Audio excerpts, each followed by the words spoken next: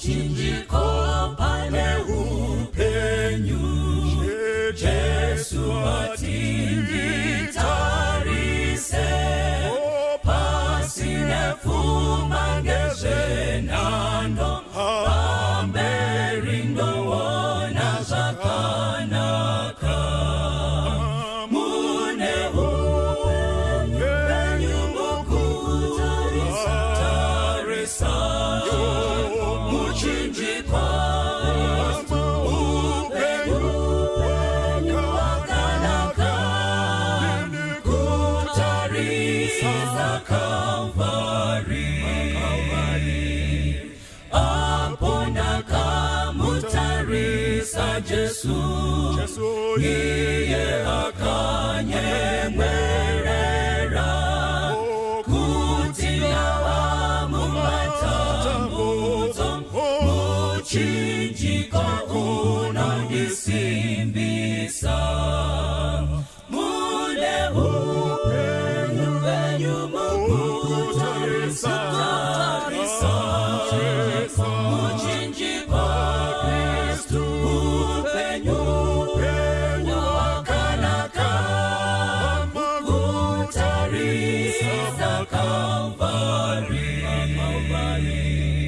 Ndinozotarisa muchinjiko, ndosimbira muchinjiko, hakuna anozoputsika, panosimbira simba redenga.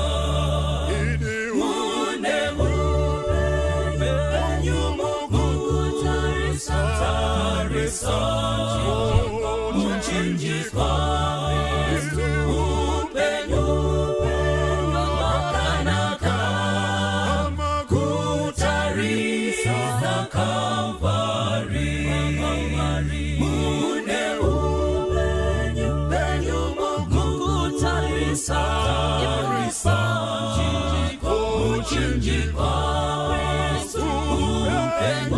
upenyu wakanaka, kutarisa Kalvari.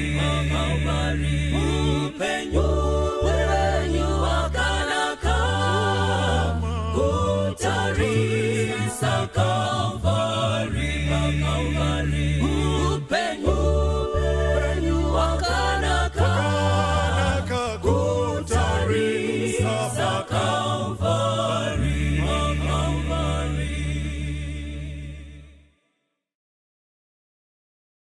Vagalatia chapter 6 verse ya 7. Musanyengerwa, Mwari haasekwi, nokuti izvo zvinodzvara munhu ndizvo zvaanochekazve. Nokuti unodzvarira nyama yake uchacheka kuora kunobva panyama, asi unodzvarira mweya uchacheka upenyu husingaperi unobva kumweya. Zvino ngatirege kuneta pakuita zvakanaka. Amen. Nokuti tinozocheka nenguva yakafanira, kuti tisingavori mwoyo. Verse ya 10. Zvino zvatine nguva ngatiitire vose zvakanaka, chokwadi, zvikuru kune veimba yokutenda. Amen. Ngatinamatei Ishe, yakwana nguva yekuti mutaure nevanhu venyu. Isu hativazive, munovaziva. Vamwe vari kutiona kekutanga, vamwe vari kuteerera kekutanga, vamwe vanga vanesu kubva mangwanani. Tiri kunamata chipo chekududzira chinobva pachigaro chenyu chitsvene, chizorore pamusoro petose iye zvino, muzita raJesu tanamata. Amen. Anotsungirira kusvika pakuguma, musoro weshoko unoti tsungirira kusvika pakuguma. Amen. Tsungirira kusvika pakuguma. Pane pfungwa yagara ichitaurwa. Vabereki vedu vaiva nekatsikaka, kana mwana achinge achinetsana nemurume achangorogwa, vanotaura kuti kwakadini, konzi muimba yakaoma, konzi gomera uripo. Asi tine mavanga evanhu vakagomera varipo. Tine makuva evanhu vakagomera varipo, vachingogara. Vamwe vanodzigarira vana, umwe anoti ndangogarawo ndingadini. toda kunzwa mukati meshoko raMwari kuti ndokutsungirira here ikoko kuri kutaurwa naMwari kuti tongogomera tiripo pakupedzisira toshayiwa chinhu. Toda kuzopabata kuti zvinobatsireiko kuti titsungirire, patisati tasvika ipapapa nokuti umwe anzwa shoko iri aritotaura kuti pastor, ndinogara seiko pamba nemunhu akadai, ndinotsungirira seiko pazvinhu zvakaoma zvakadai. Musoro weshoko unoti kutsungirira kusvika pakuguma. Saka shoko raMwari riri kutaura panapa, Pauro akutaura nekereke yevaGaratiya, anotaura kuti musanyengerwa, Mwari haasekwi, nokuti izvo zvinodzvara munhu ndizvo zvaanochekazve. Ndoda kuti muone chimwe chinhu panapa. Funga yada kutanga taparura ndeyekuti chii chinombonzi kutsungirira, because unogona kufunga kutsungirira kwekumba kwako kwakakuunza mavanga wobva wati ndakusiyana nazvo. Panapa Pauro ari kutaura kuti pane pfungwa yekuti pakereke yepaGaratiya pane vanhu vakanga vakuunza dziso dzisiridzo, vakutsausa vamwe. Mukaitarisa kubva pekutanga, Pauro anoti kana paita munhu atsauka mumudzore, muchimudzora mundima, but muzviite nemoyo nemoyo wakareruka, nemwe nzira nekuzvininipisa, kuitira kuti paunoda kudzora umwe unogona kuzokanganisikawo. And then the Bible says, imi musaudziwe nhema, hakuna munhu anoti akadyara mengo obva azokohwa magaka. Hakuna kudyara kwakadaro. Zviri kutaura panapa pachena kuti hatigoni kudyara chimwe chinhu. Ndopoindi yekutanga, tokohwa chimwe chinhu chisiri chemhuri iyoyo. Vanodyara chibage havakohwi magake nezviyo. Kana wadyara chibage ukaona mumunda mave nekotoni, hausiwo waidyara. Zvinoreva kuti chaunenge wakadyara ndo chaunogadzirira kukohwa. Haugoni kudyara donji wovakadura. Kana wadyara kotoni unofanirwa kugadzira shedhi yekuzotsikira mabhero. Ndofunga yekutanga iyo. Zvinoreva kuti kana uchinge waita huku dzechibhoyi, muri kuibata here? Kana waita huku dzechibhoyi hauiti mabhreira. Actually hautarisiri kuti after 4 weeks inenge yakura. Project yako ndio inoreva gadziro yako. Kana uchiita zvembudzi, kunoita zvembudzi.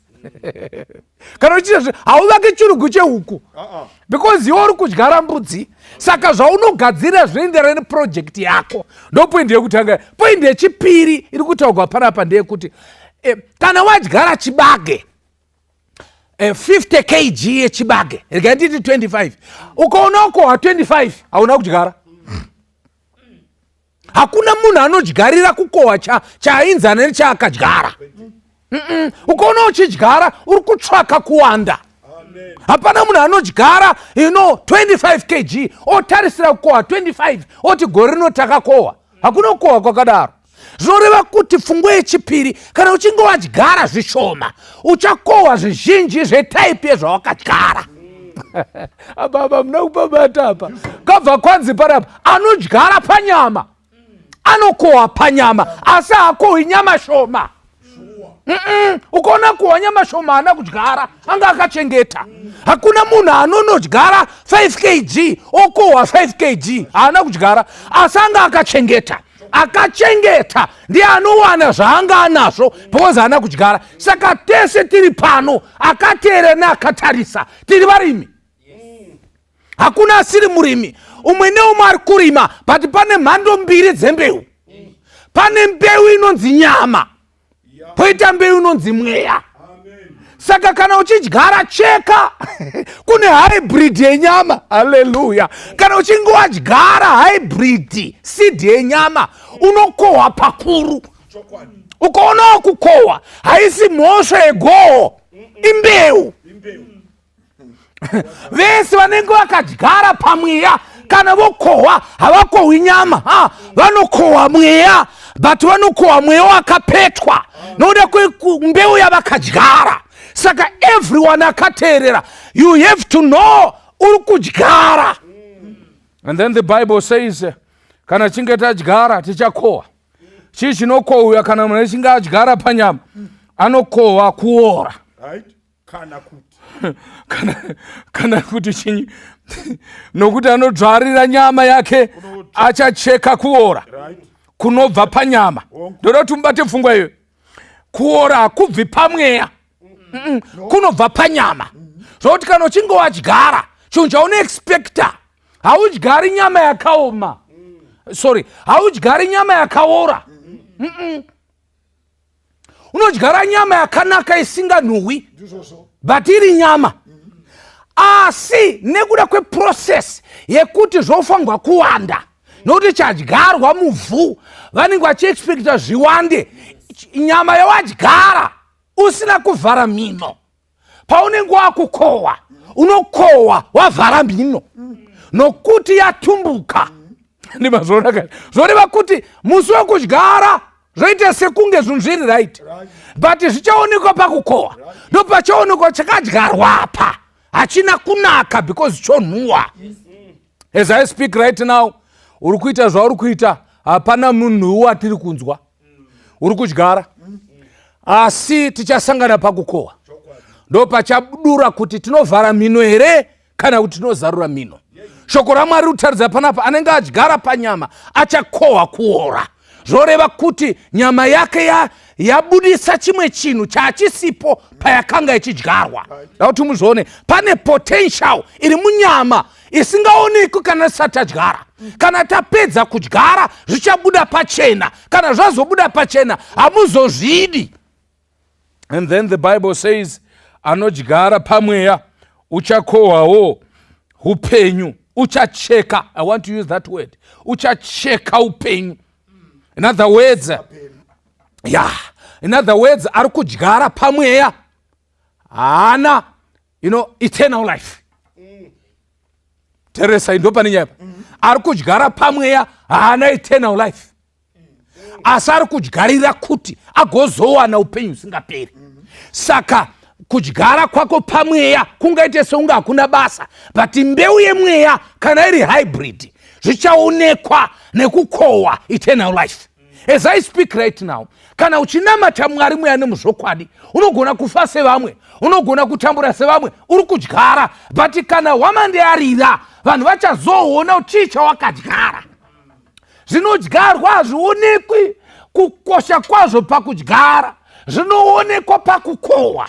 Ndakaona musi uyu, pane umwe munda wandaipfuura pauri, unoziva mukoma makuvire muri pano, pane munda wandaipfuura navadzimai tichienda kumunda kwedu, vakadyara vakanga varima vakadhiska ndobva vadyara neplanda. Waiona kuti unoziva chibage chakabuda, and hauchizivi type yacho kana chamera, but then parakarova zuva chakanga chamunomo, ndobva zuva rauya, ndo patakaona kuti pakadzvagwa mbeu isiriyo. And patakazodzoka after 2 weeks takaona chakotama. Isu takadyara nzou yakaita seunga hapana zvairi kuita, ingati hapana zviripo, but parakarova zuva takazoona musiyano wembeu. As I speak, mumunda iwoyo kunyange kukohwa vana kana bagwe rimwe ravakagotya. Chikonzero hakusi kudhiska. Chikonzero hakusi kudhiska. Pakadhiskwa zvakanaka, vanhu vakapinza planda, but vaidyara mbeu isina kuuchikwa. Vese vanodyara kuora, vanodyara panyama vanokohwa kuora, but vanodyara pamweya zvoreva kuti vari kudyara mbeu yakauchikwa. This has to do with your conduct, nemaitiro ako pazvinhu zvaJehovha. Kana uchida Mwari, uchimunamata mweya nemuzvokwadi, ndiyo hybrid. Kwanzi pakukohwa, vachakohwa upenyu usingagumi. Ndoda ndine pamashoko ekupedzisira. Pastor, is it verse 9? Yataura mashoko andinoda. Kwanzi ngatirege kuneta. Aha. Pakuita zvakanaka. Hallelujah. Nokuti tinozocheka nenguva yakafanira. Aha. Kana tisingavori mwoyo. Very good. Ndoda kuti muone pane mavara aripo, amuda kuti muongorore pamaminitsi mahiri ndisati ndapa mugwasha kuti mutitaurire kuti kandi zvinomborevei izvozvi kuti kudyara nekudii zvine maresults api. Ndoda ngosiya ndatasanura nyaya iyi. Mahwa here kuti anodyara panyama anokohwa kuora, asi anodyara pamweya unokohwa upenyu usingaperi kana asina kuora kana asina kuora moyo. Zvinoreva kuti pane kuora kune vaviri. Pane anodyara chisina kuora, okohwa kuora. Pozoita anodyara asina kuora moyo, ozokohwa upenyu. Saka ndoda kuti muone pane vanhu vaviri vari kudyara, umwe ari kudyara zvinhu zviri right, hapana chakavora. Poita munhu ari kudyara asina kuora moyo, shokoroti achakohwa upenyu usingaperi. Saka ndinongoti tisati tabva panapa ndechekuti tese pane kakuora karipo, but kana ukaora moyo uchakohwa kuora. Ukasaora moyo uchakohwa upenyu usingaperi. Ndo anza iri panapa. Saka zvitoreva kuti hazvisi nyore kutsungirira. Pane zvinokanganisa kutsungirira kwako. Ndoda kuti muteereri nemutariri, uri kudyara chii? Usati hausi kudyara, tese tiri kudyara. Uri kudyareyi? Izvo pawakateerera shoko raMwari, une kamunda kako, wadyarei? Chii chaukarinda pamunda? Kurima, kudyara is not something chinotanga nekudyara. Pane kugadzirira kunoitwa. But kana usingo wadyara, what is going to happen? Maita mufundisi, kudzvara mbeu ndiyo part 1 yegwendo kwacho. Chokwadi. Kune part 2. Ndosaka pfungwa iri kuti kwekupedzisira kunofanira kukohwewa. Amen. Saka kana uchifanira kukohwewa, uri kufamba uchiinda kumakoho. Chokwadi. Paunofanira kusvika, wondokohwa waveko. Saka pfungwa yedu yekutanga yatoumbika kuti type yembeu, be very careful. Ichokwadi kuti kune tsuro, kune nzou, kune pana, nedzimwe dzinongotaugwawo dzina kuchikwa.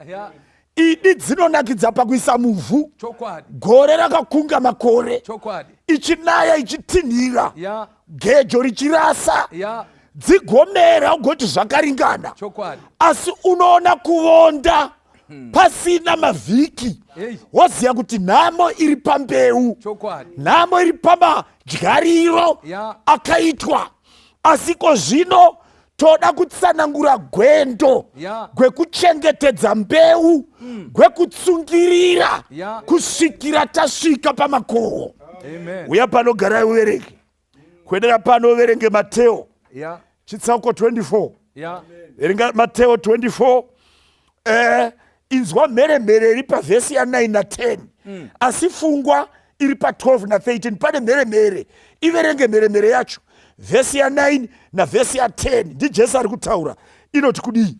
Zvino vachakuisai kumadambudziko. Right? Vachakuurayai. Right. Handiti unotohwa mheremhere yacho ka?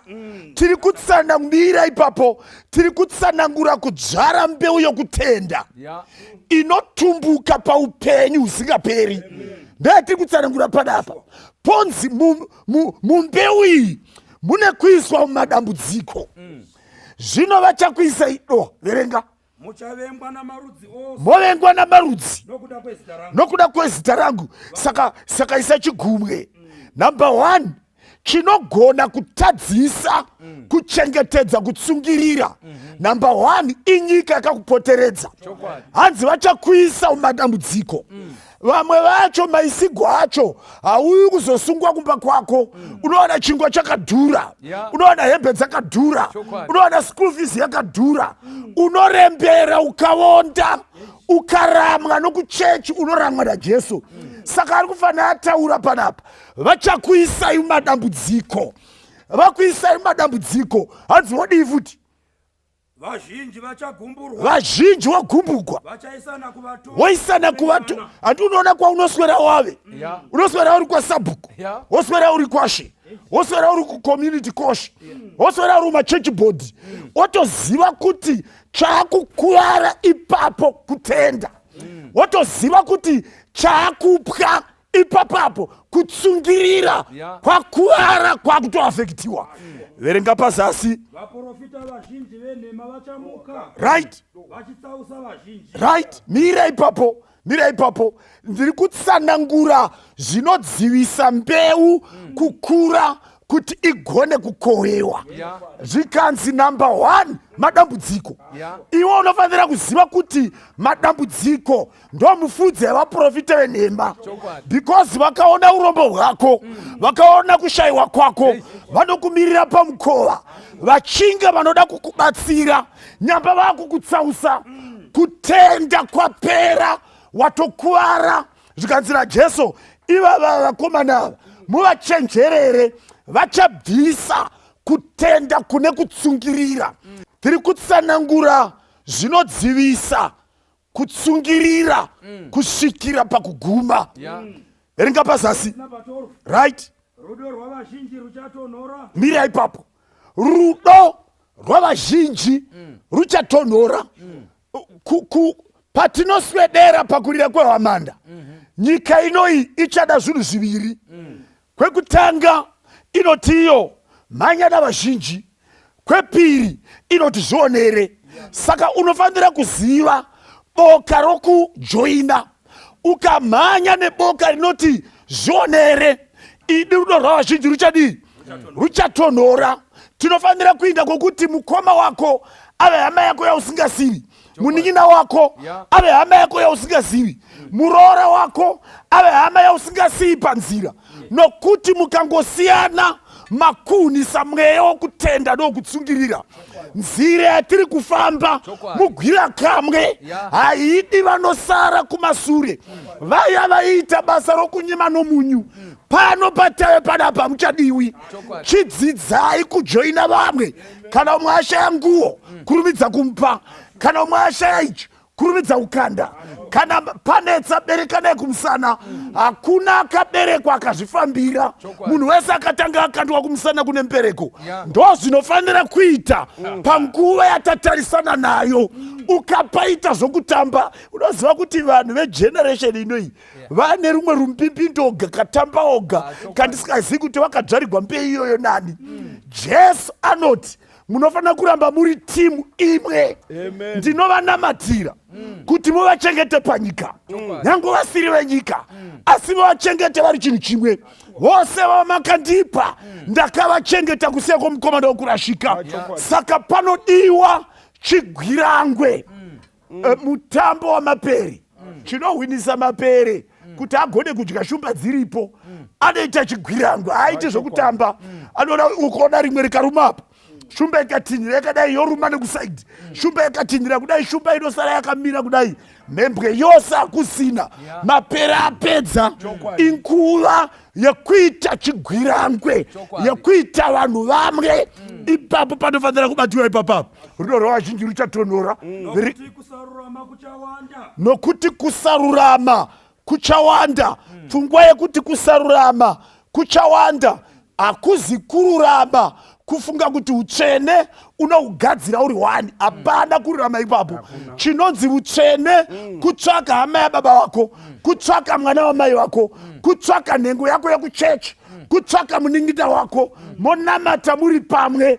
Kana madaro magadzira kutsungirira kunokusvitsai kumagumo. Ndaitarisa mukati mebhaibheri koma makuvire ndikahwisisa chimwe chinhu, kuti gwendo ugu hwakatanga pana Adamu naEvha, pakatadzikwa nanhasi tiri kundandama. Why? Because mudzimai anonzi Evha wakaramba kuteerera vhangeri.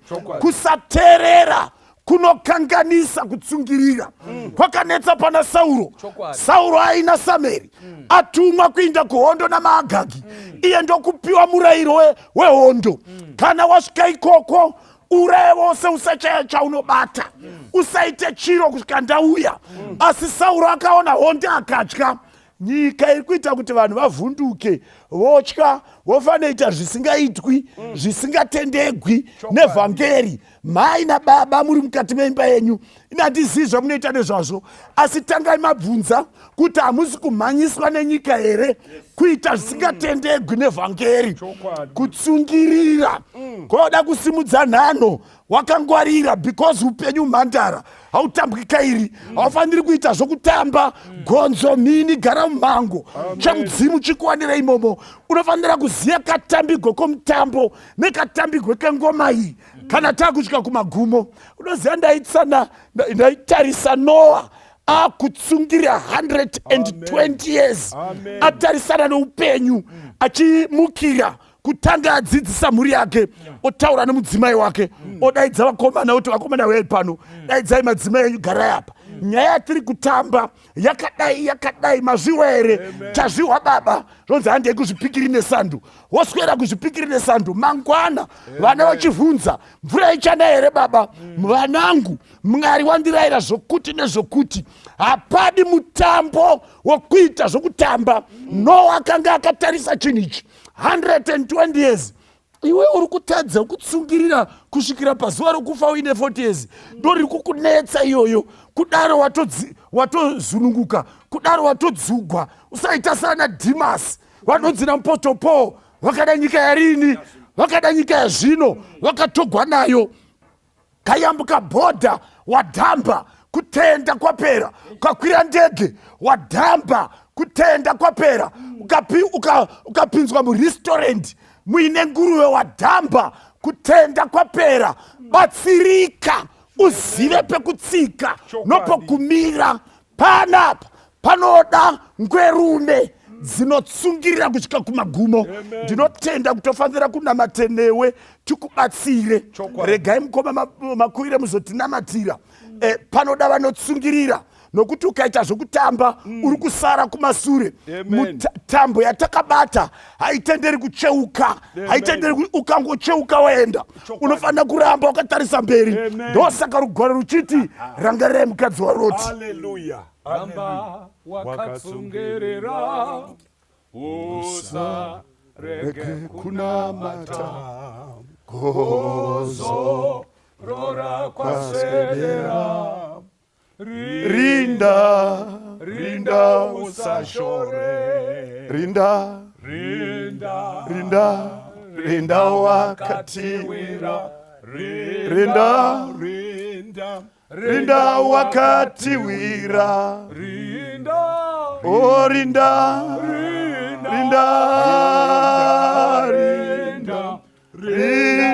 usashore.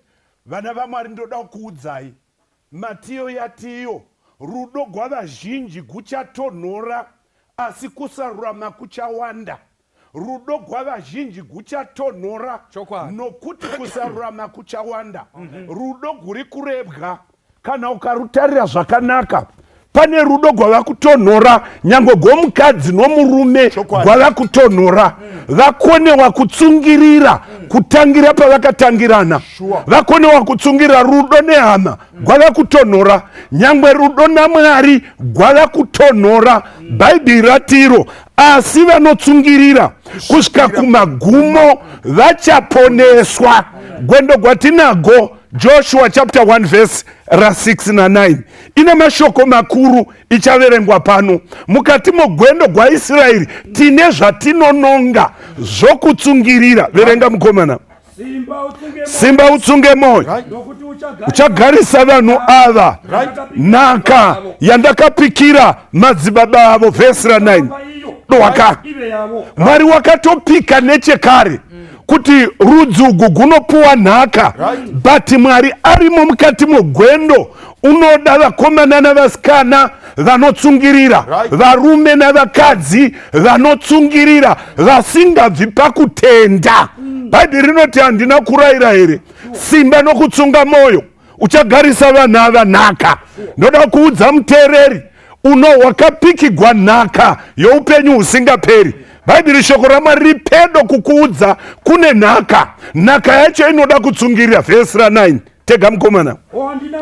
handina kukurayira here simba utsunge moyo usatya kana kuvhunduka. Haleluya. Jehovha Mwari wako unewe kwose kwaunoinda. Bhaibheri rinoti handina kukurayira here simba utsunge moyo kwava kuda kuedza. Jesu uri kuuya manje nokukasika hwamanda inorira.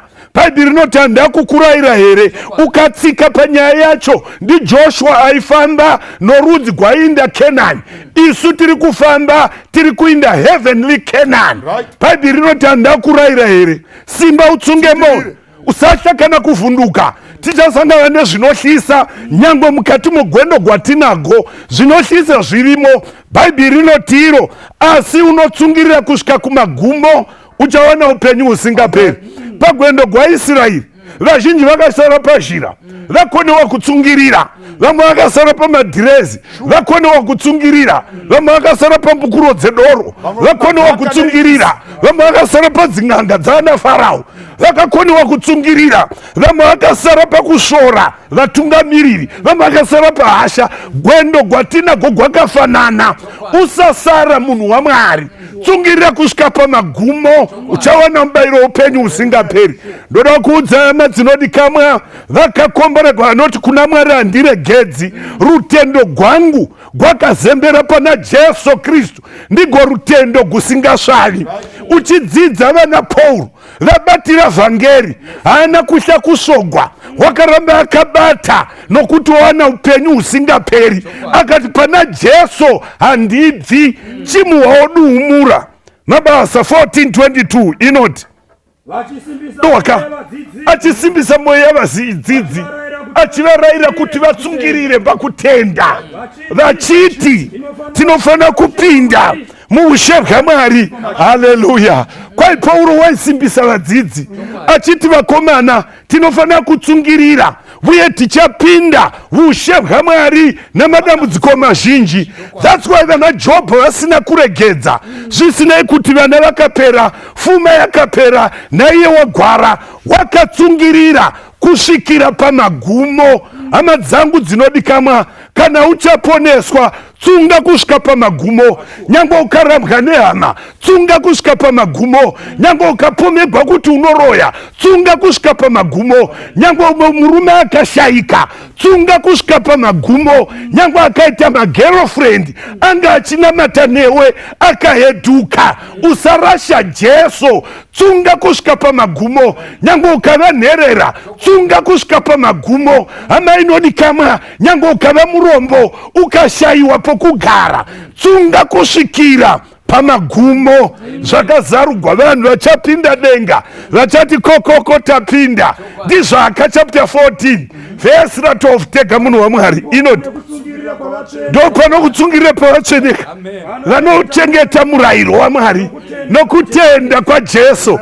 Apa ndopano kutsungirira kwavatsveneka vanochengeta mutemo waMwari vachitenda kuna Jesu. Haleluya. Rega ndikuudza, usangotsungirira zvose zvose, usatsungirira zvisina kunyogwa.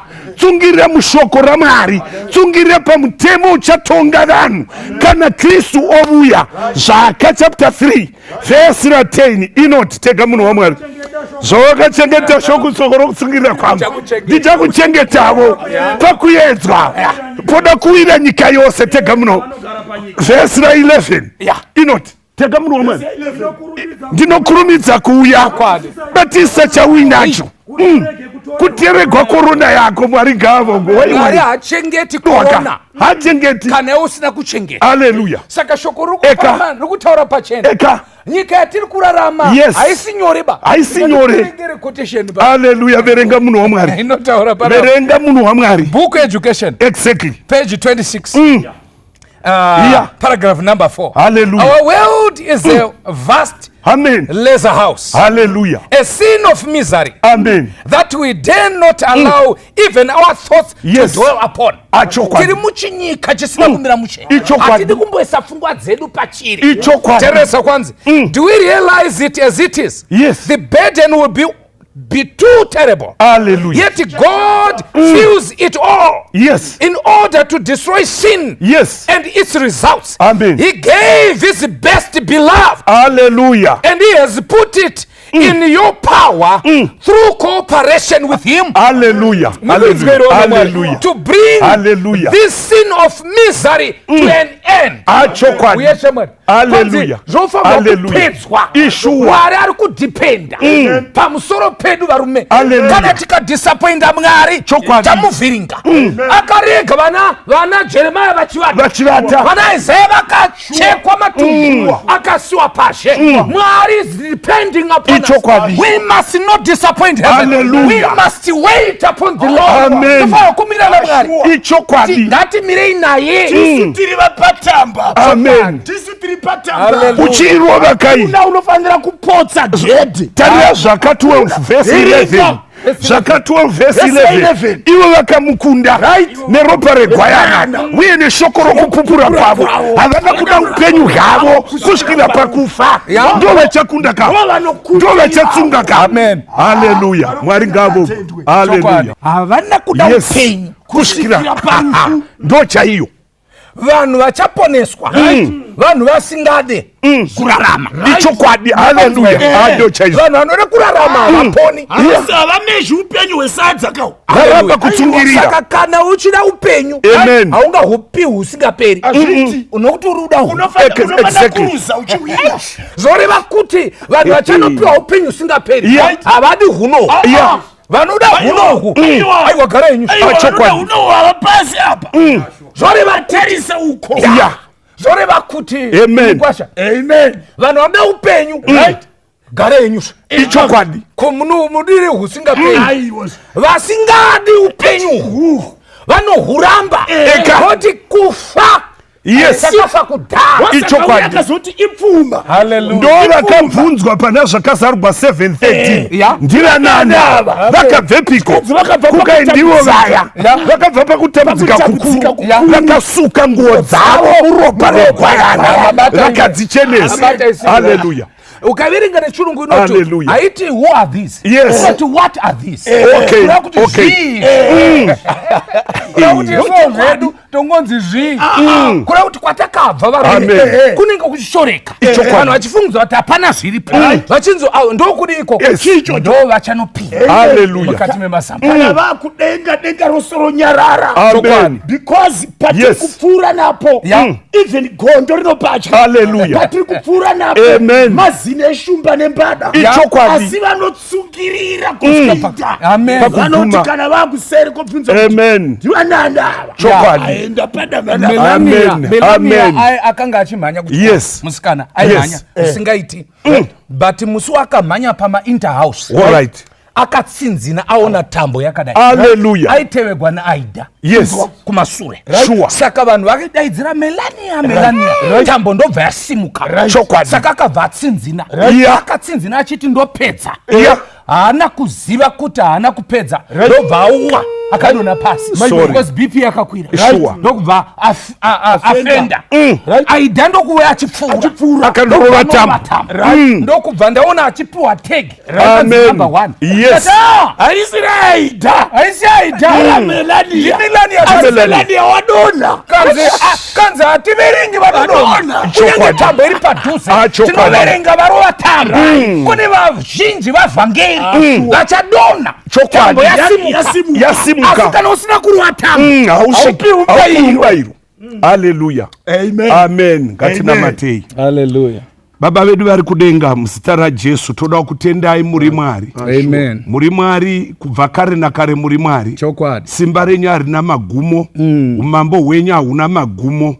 Makatitarira upenyu husingaperi nokuda kwaJesu. Chokwadi. Wakauya akararama akafa akamuka. Akava mukundi wezvivi. Kuti ani nani watenda muna Jesu. Chokwadi. Awane upenyu husingaperi. Toda kutendai Mwari. Nange mutange yamakatiisira mberi kwedu.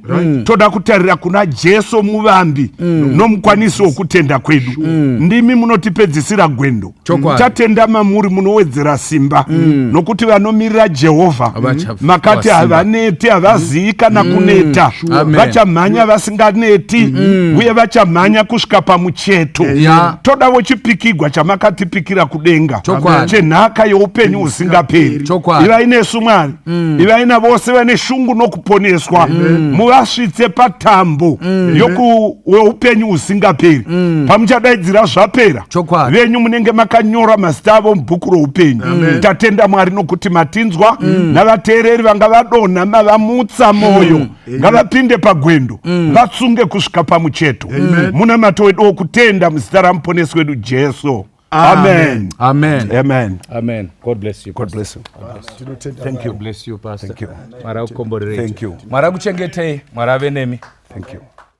Rukariro ulo lwangu rusimbire kuna Kristu andinawiri nemunu asimuzitara Jesu ndinomira kuna Jesu ndiye domboneyo yangu shimwe ndichanyura zangu kuti awigwa ngedima tsitsi dzake ndogarira mumwepo huru yesimba ruoko rwake ndobata ndinomira kuna Jesu ndiye domboneyo yangu shimwe ndichanyura zangu chirangano chake icho nechitsidzo cheroparo zvinondipa rusimbiro pakati pemadambudzo ndinomira kuna Jesu ndiye domboneyo yangu shimwe ndichanyura zangu apo anenge ouya netsuri ichazoridzwa ndinoda kuti ndimire naJesu parudyi rwake ndinomira kuna Jesu ndiye domboneyo yangu shimwe ndichanyura zangu ndinomira kuna Jesu ndiye domboneyo yangu shimwe ndichanyura